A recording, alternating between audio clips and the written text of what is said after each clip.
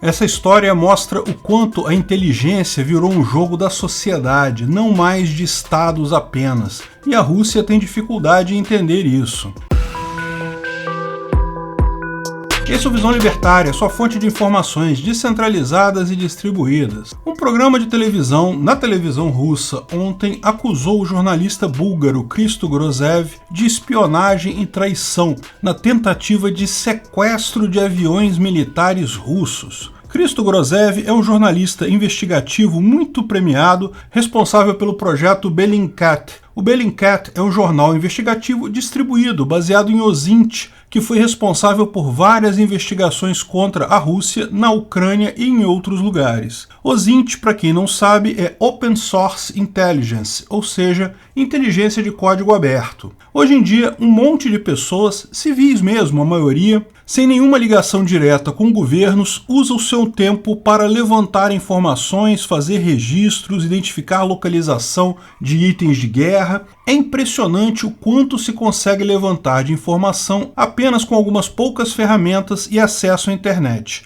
O Bellingcat permite que pessoas contribuam com investigações sem revelar necessariamente suas identidades, de forma distribuída e descentralizada, guardadas as devidas proporções, mais ou menos como aqui no Visão Libertária. Mas qual foi o caso? Em que um jornalista estaria envolvido em sequestro de aviões militares? Bem, como é comum, sempre que um governo russo fala, tem muita desinformação aí. A Rússia tentou vender na televisão que eles conseguiram desmascarar uma grande rede de espionagem ucraniana montada supostamente com a ajuda do Bellingcat, que tentou aliciar pilotos russos para entregar aviões russos para os ucranianos. A Rússia tentou vender isso como uma vitória da contra-inteligência dela, que identificou a ameaça e agiu a tempo. Só que ela não percebeu que tudo era, de fato, uma operação de contra-inteligência, organizada pelo Bellingcat para identificar agentes russos. Mas vamos entender essa ideia desde o início. Logo no início da invasão da Ucrânia pela Rússia, o governo ucraniano iniciou uma operação para incentivar soldados russos a se renderem e entregarem equipamentos. Uma tabelinha foi publicada em jornais de grande circulação e até eu cheguei a comentar sobre isso nos meus vídeos. Entre outras coisas, o governo ucraniano oferecia $1 milhão para um piloto russo que estivesse disposto a voar um jato russo, pousar em um campo ucraniano e entregar o avião para o governo ucraniano. A Ucrânia prometia cidadania para ele e para a família, proteção e mais $1 milhão. O que ninguém sabia é que isso era só a parte visível, a parte da garantia do negócio. De fato, essa negociação já estava acontecendo entre agentes de inteligência ucranianos e alguns pilotos. Vários haviam aceitado a oferta, mas como tudo era secreto, eles temiam entregar os aviões e depois o governo ucraniano não pagar, não proteger ou, pior ainda, matar eles. Portanto, exigiram uma garantia na forma de uma nota pública sobre o acordo. O acordo, de fato, era só sobre aviões por $1 milhão.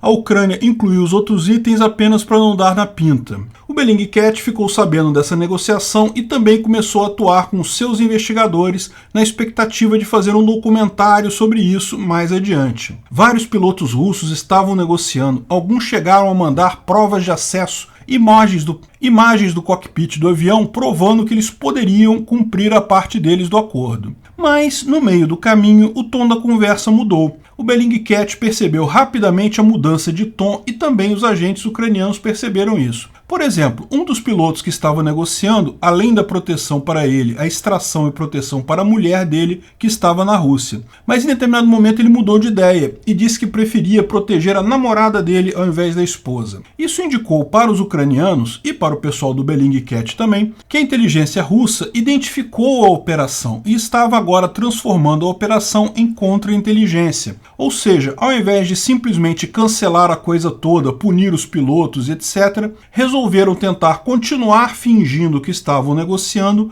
para tentar extrair informações dos ucranianos usando os pilotos como isca. Os pilotos iriam continuar na negociação, a namorada do piloto, entre aspas, de fato era uma agente do FSB, só que a Ucrânia percebeu isso rapidamente, pois a moça, além de muito bonita, muito mais bonita que o cara, tinha passaporte com passagens por Istambul e Barcelona, na cara que era agente do FSB. Ok, isso é contra-inteligência, não havia mais nenhuma chance do acordo original vingar, e os russos agora só enviariam informações falsas e tentariam extrair o máximo de informações possíveis dos agentes ucranianos. Só que os agentes ucranianos estavam por dentro disso e passaram a fazer a mesma coisa. Ou seja, isso virou uma operação de contra-inteligência. Passaram a enviar para os russos o máximo de informações falsas, ao mesmo tempo que tentavam obter informações dos agentes russos. E o Bellingcat só observando e documentando tudo isso. Os ucranianos, por exemplo, em determinado ponto, mandaram um esquema com todas as supostas defesas antiaéreas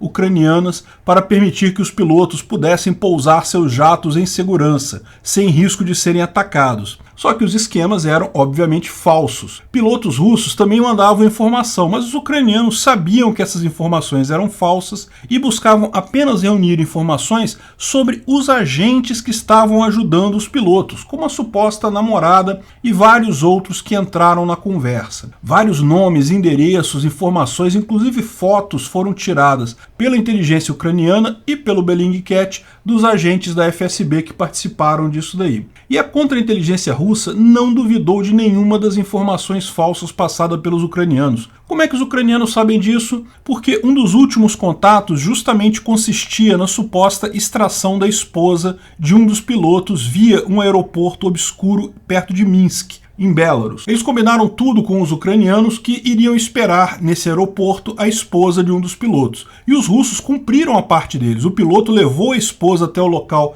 especificado e esperou por 4 horas. Os ucranianos apenas filmaram a coisa toda e tiraram foto dos vários agentes da FSB que estavam no local também, evidentemente tentando pegar os ucranianos quando eles chegassem ali. Os ucranianos sabiam que, se de fato aparecesse alguém ali, seria imediatamente preso pelos russos. Mas os russos acharam mesmo que haveriam agentes ali, ao passo que os ucranianos queriam apenas tirar foto dos agentes russos, ficaram à distância, né? Provavelmente até o piloto e a esposa nesse momento já eram agentes do FSB. Lógico, depois disso a contra-inteligência russa percebeu que estava sendo enganada pela contra-inteligência ucraniana e as coisas esfriaram. No final, a televisão russa resolveu contar o caso como se fosse uma grande vitória russa sobre o plano original dos ucranianos, esquecendo que os ucranianos não perderam nada. Ok, eles podem não ter conseguido obter os aviões, como era o interesse deles, mas ficaram com um monte de informações sobre um monte de agentes do FSB russos, e mais do que isso,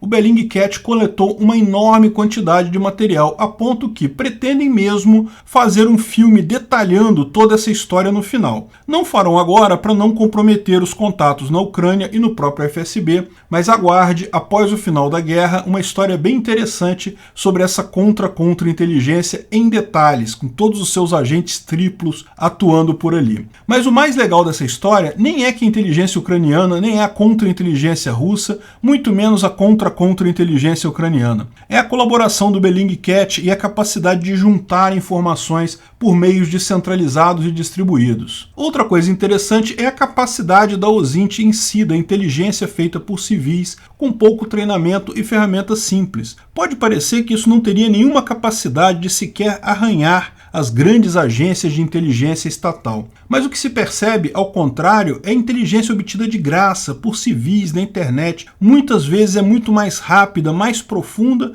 e, lógico, mais barata, não tem custo nenhum. Principalmente porque são muitas pessoas fazendo isso ao mesmo tempo. Não apenas fazendo a tarefa manual, mas pensando sobre o assunto, buscando formas de obter as informações. No final das contas, é como se toda a internet estivesse trabalhando como uma rede neural visando resolver um problema. O futuro da inteligência vai ser desafiador para os estados. Os indivíduos ganham fácil essa guerra. Obrigado pela audiência. Esse vídeo foi um oferecimento de armataweb.com, cloud e serviços de data center. 100% de compromisso com a satisfação e privacidade dos clientes. Aceitamos Bitcoin. Veja o link na descrição do vídeo. Se você gostou desse vídeo, clique no like e compartilhe ele em suas redes sociais. Se inscreva no canal para nos ajudar, clicando no botão vermelho abaixo. Se quiser ser avisado de novos vídeos, clique no sininho ao lado. Se você quiser comprar camisas e outros itens do Visão Libertária, veja nossos itens no site Pimenta no Café, pimentanocafé.com.br/Visão Libertária, tudo junto sem acento, ou clique no link da descrição. Até a próxima!